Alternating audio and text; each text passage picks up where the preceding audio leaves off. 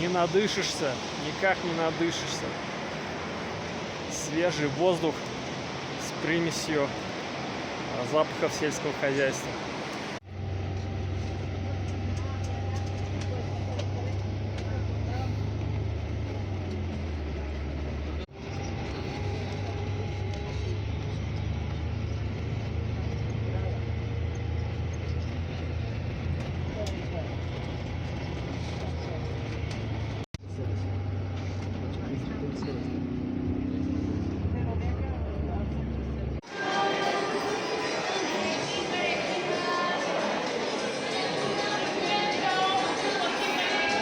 Нормально такое село.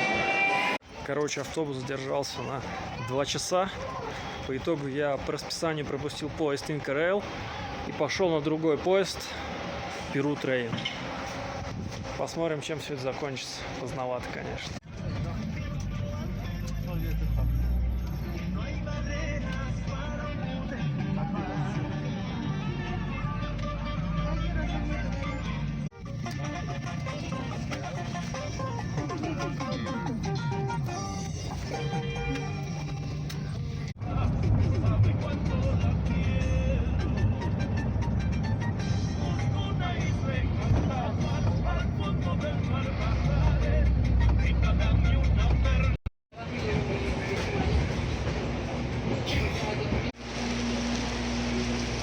Так, к 11 ночи прибыли. Меня встретил дождик. Отлично. Навигация подглючивает. Экран залит. Но мы почти у вершины. Мачу-Пикчу. Хостел Экоарт.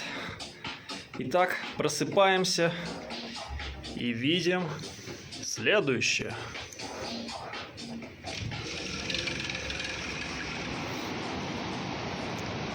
Поглубже вдыхаем этот горный свежий воздух. Такой влажный, такой свежий, такой насыщенный. Открываем пошире глаза.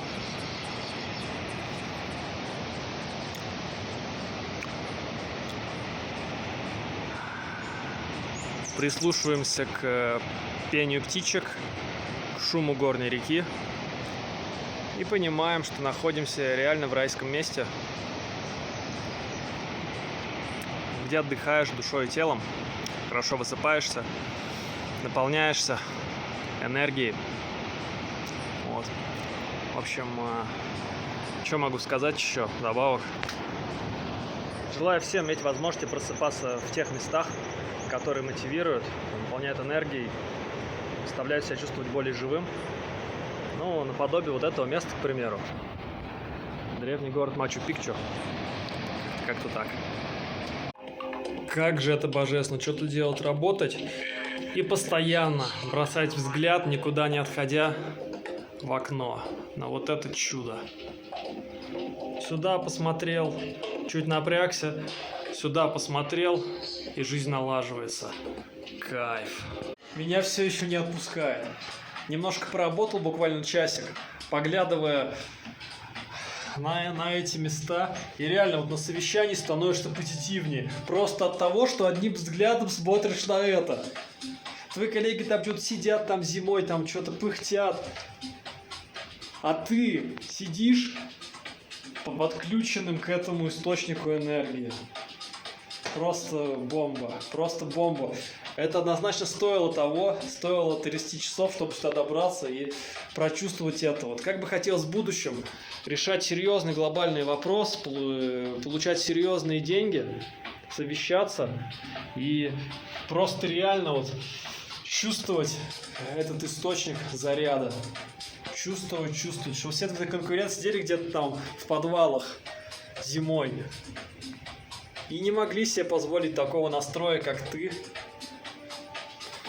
какой имеешь ты в этих местах. Перу, Мачу-Пикчу, просто бомба. Мачу-Пикчу. 9 утра. Не, ну это реально какой-то затерянный город. вершина горы уходит в облака. Нету автомобилей, только пешеходные дорожки, ресторанчики, чистый воздух, красивый вид, поезд местный, узкие улочки. Не знаю, что-то такое прям мистическое тут чувствуется. Как-то по-другому себя здесь ощущаешь. Более заряженным, что ли.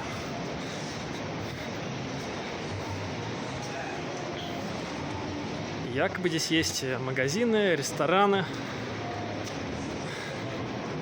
Много чего интересного. Ух.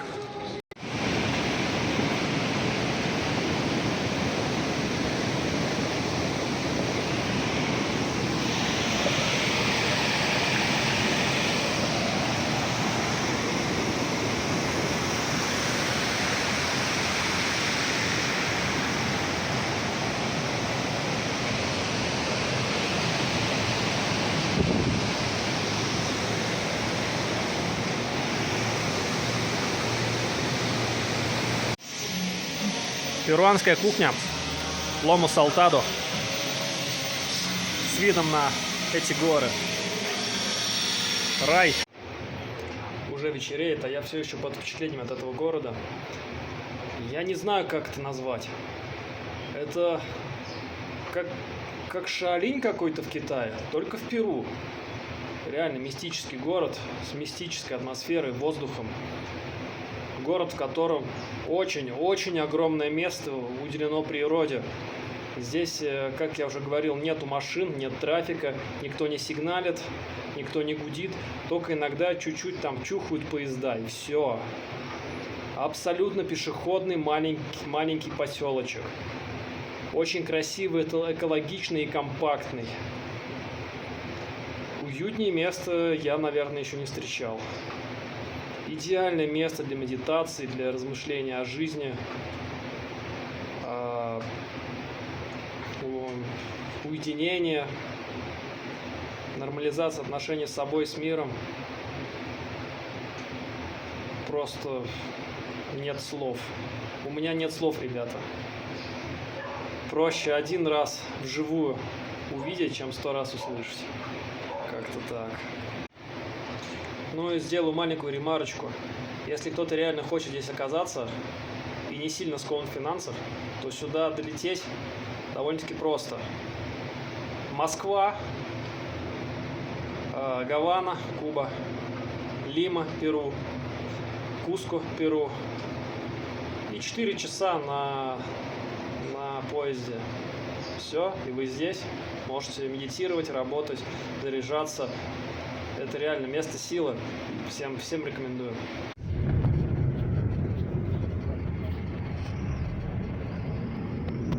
Без 10:06 утра.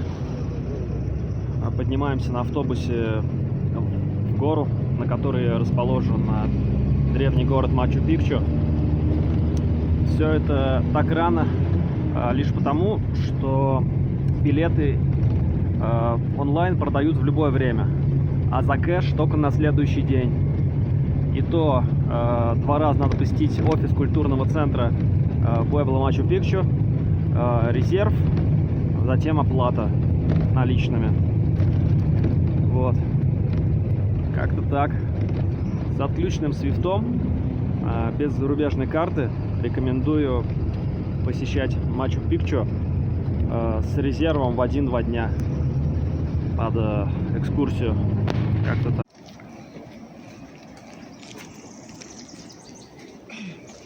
Итак, приступаем к подъему. У нас Circuito 1, самый базовый, самый классический маршрут по Мачу-Пикчу. Самый короткий, потому что времени у нас немного. Приступаем. Первые признаки местной жизни. Ламы. Одна кормит другую. Как мило, как трогательно.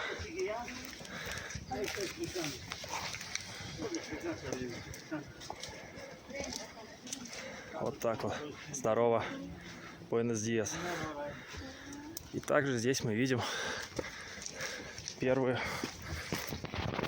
признаки древней цивилизации. Очень грубо говоря, грядки, которые позволяли выращивать агрокультуры прямо на горах.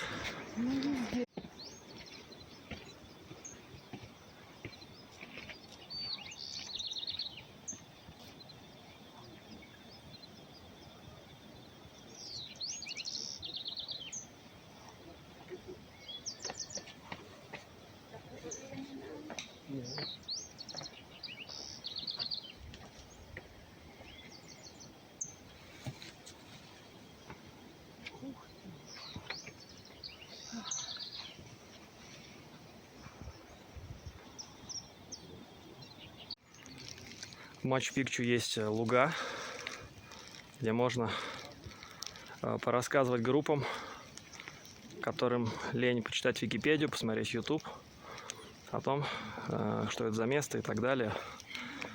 Вот. Также на этих площадках можно поделать фотки, записывать видео. Покрытие хорошее, не глина. Спокойно можно медитировать, наслаждаться видами.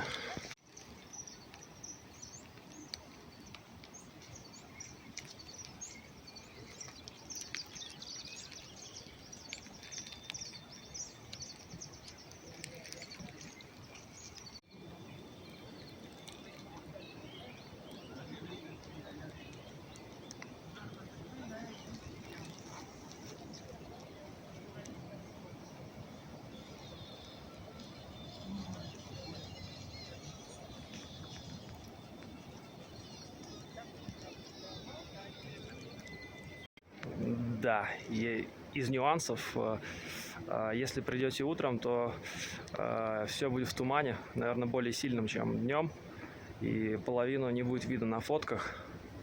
Более того, утром можно застать сильный дождь, придется надеть дождевик, как я все-таки, и быть не в лучшей форме на фотках, зато показывать своим дождевиком, что здесь бывают дожди, и не все так сладко, как на фотографиях Google Maps.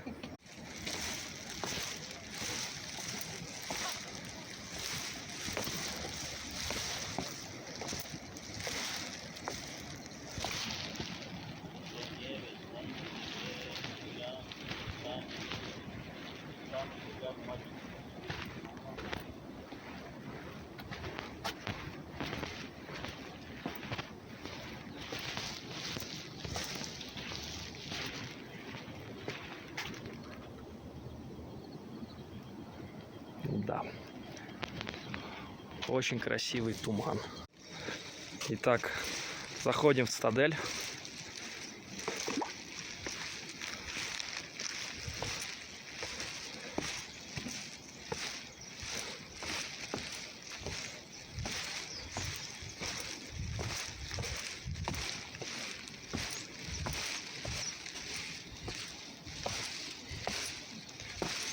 Настоящие русские учат правила.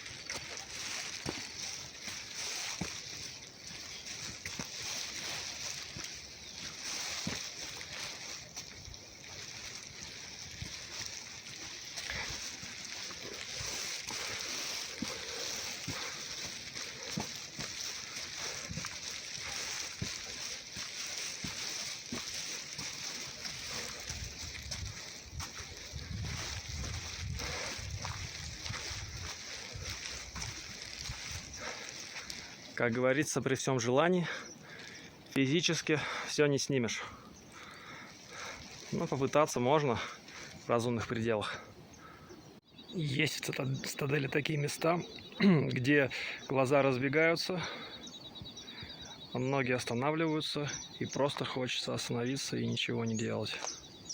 Наслаждаться, смотреть по сторонам, замереть, подышать. Я нахожусь в эпицентре цитадели и стою тут уже, наверное, минут 10-15. Не так просто продолжить путь, когда все перед глазами. Зачем лишний раз ходить, суетиться, когда можно просто поворачивать взгляд. Очень атмосферное место.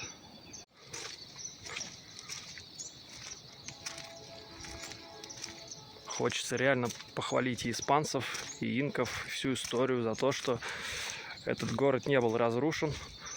Он был просто оставлен инками.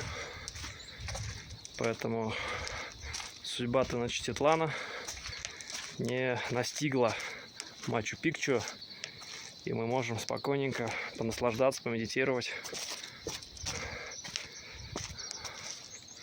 попредставлять, как оно выглядело много лет назад.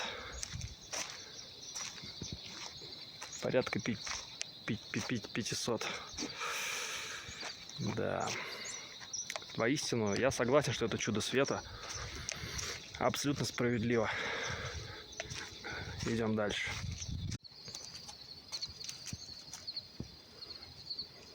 Пастбище лам.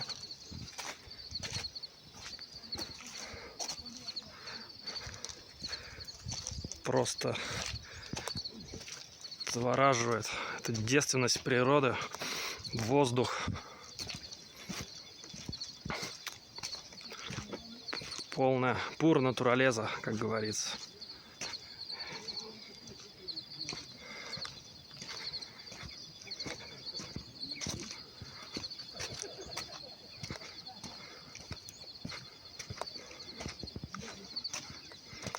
Просто тишина, покой.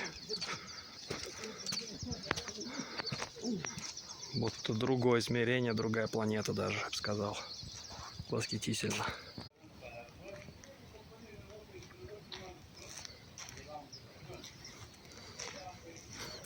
Впечатление, как будто реально гуляю по городу, в котором надо ориентироваться, понимать, где что находится. Нужна навигация определенная. Так, доступа на гору Мачу-Пикчу у меня нет. Но мы без нее хорошо живем. В этом городе реально хочется поспрашивать местных жителей, где что находится. Наверное, спрашивать остается только у призраков или, не знаю.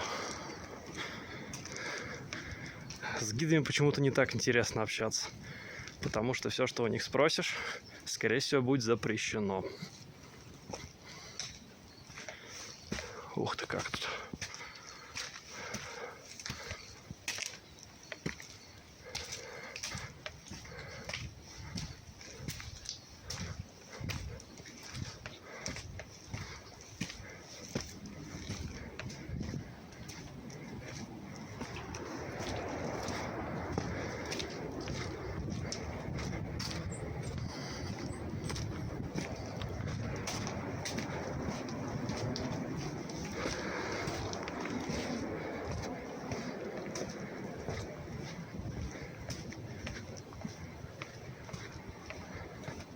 Впечатление, будто я вышел за пределы города и придется возвращаться, потому что никаких указателей. А нет, показалось.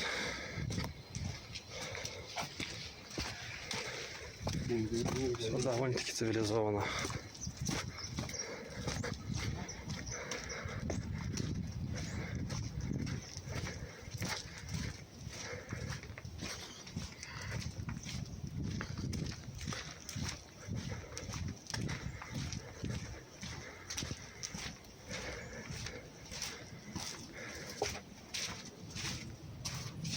Опа!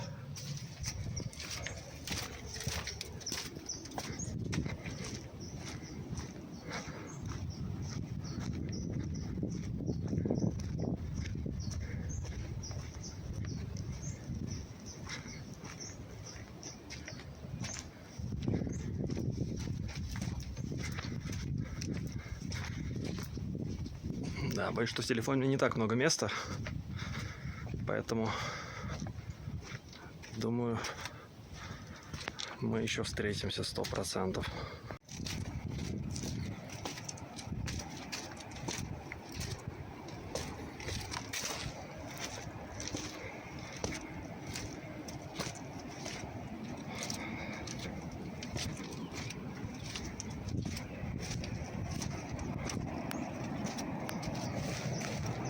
Ох ты ж.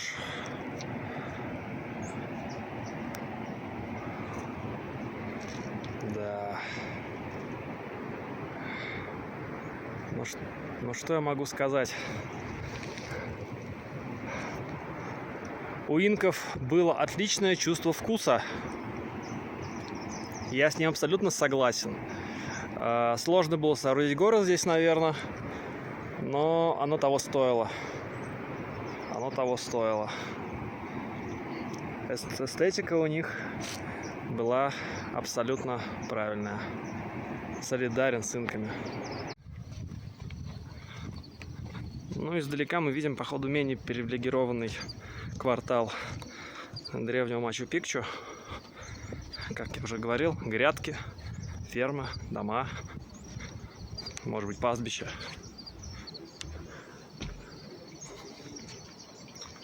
Вот издалека оно выглядит так.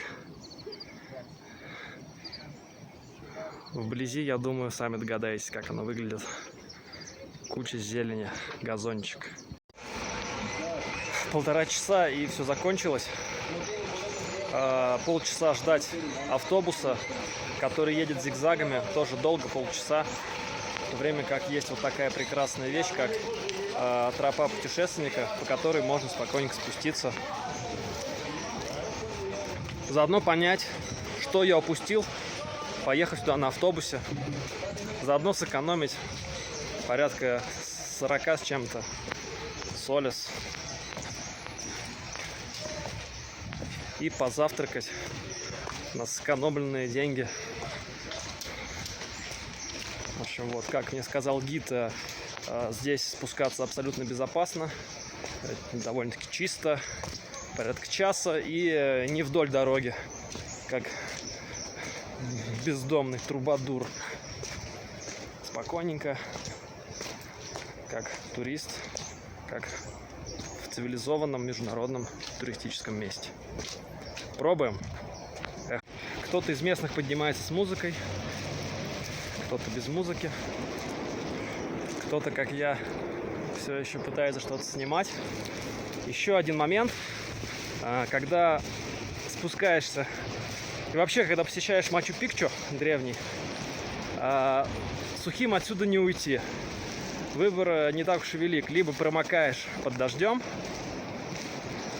либо промокаешь от пота под дождевиком. Так что можно, конечно, прийти сюда в другое время, какое-то удачно подгаданное время, и попасть без дождя, без всего, без осадков. Ну, я не знаю, как это сделать. Впрочем, с дождем даже чуть посвежее будет. Еще успеем вдохнуть цивилизации 21 века. Ребята, если у вас больные колени или есть какие-то травмы, то с такой высотой ступенек спускаться по лестнице с древнего Мачу-Пикчу немножко рискованно. И я вам гарантирую, что ваши колени запомнят эту лестницу еще на несколько дней после заветного Мачу-Пикчу. Вот. Ладно, хоть не на всю жизнь. Передаю привет всем нижегородским спортсменам, любителям Чкаловской лестницы. Я нашел достойную альтернативу, а может быть даже что-то получше. Здесь порядка километра подъема по более высоким ступенькам среди джунглей, гор, облаков. Здесь по-другому дышится, и нагрузка на голень в принципе повыше. Мне не удалось здесь потренироваться, бежать.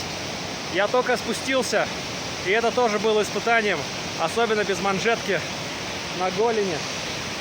Вот. В целом, если бы я здесь жил, я бы, наверное, каждое утро бы бегал сюда. потом холодный душ и все такое. Эх, завидую перуанцам. Мачу-Пикчу бомба. Ух, Русья. Завершается пешеходная тропа.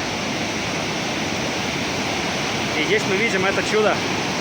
Чудо-реку, которая, пожалуй, единственная нарушает безмолвие поселка Мачу-Пикчу. Я не могу не сделать видео-селфи.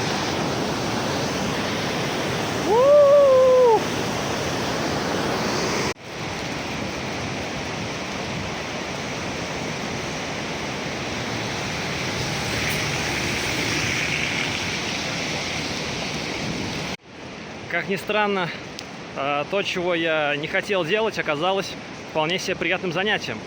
Прогуливаться по этой дороге для автобусов по белой глине — это как отдых для ног после лестницы. Амортизация отличная, и голени, в принципе, уже прошли. Так что всем рекомендую этот пеший путь до Мачу-Пикчу. К черту автобусы, прогуляетесь на полчасика побольше, подышите свежим воздухом на полчасика побольше, наслаждайтесь этими видами и заодно дадите себе немножко физической нагрузки, проверьте свою физическую форму, будете в тонусе и будете гулять по Мачу-Пикчу уже чуть более живыми. И вернетесь с легкой усталостью, и еда покажется, душ, еда, все это покажется более приятным, вкусным, заслуженным. Поэтому, да, экотуризм рулит. Особенно, когда есть с собой водичка.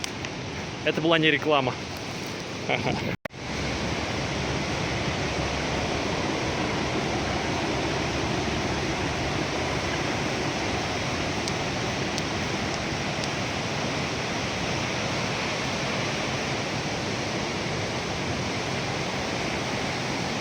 Итого примерно час, и мы в поселке Мачу-Пикчу. Бесплатно, с фотками, с видео, с ощущениями, с приятной усталостью, эмоциями и легеньким самоутверждением. Это трушный путь.